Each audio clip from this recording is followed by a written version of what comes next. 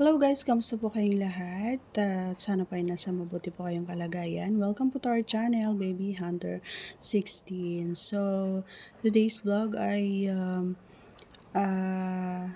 isang katanungan na naman ang ating sasagutin. Ang sabi ni Idol ay may mga pagkakataon ba na nanunuyo din ang iyong bulaklak? Yan ang kanyang katanungan. Ano ang ginagawa mo kapag ganun, sabi niya. So, kung gusto mong malaman ang ating kasagutan, maaari na lamang pong panoorin at tapusin ang ating video. So, bago ang lahat, maraming salamat po sa mga sumusuporta po ng ating mga channels, and sa mga hindi pa nakafollow sa ating Facebook page, BBTV ang ating Facebook page guys. Ayan, bago po yan. Ayan, supportahan po natin mga idol. Thank you so much. And sa mga nagpapamember, maraming salamat po. Okay, so let's proceed na po. Ayan sa ating kasagutan. Unang-una sa lahat, idol, ay minsan naiisip ko, sa ganitong edad ko kasi ay naiisip ko kapag tumatanda ka talaga is hindi mo maiwasan yon.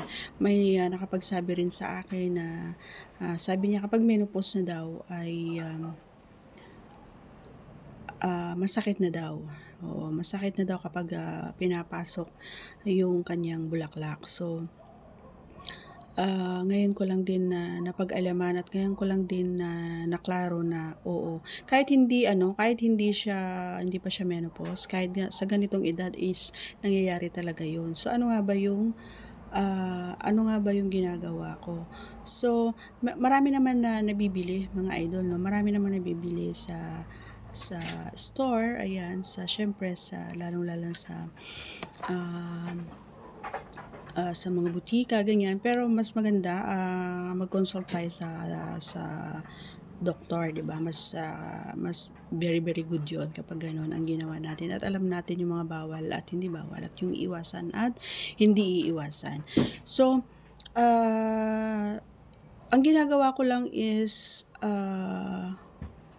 nilalagyan ko lang siya ng jelly or oil, ganyan. Depende kung ano yung, pero minsan nakakaligtaan ko lalong-lalo na kapag biglaan na gano'n na nag-aaya.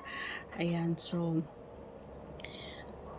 pangalawa, ang pangatlo na ginagawa natin is minsan siguro ramdam din ng ating ng lalaki na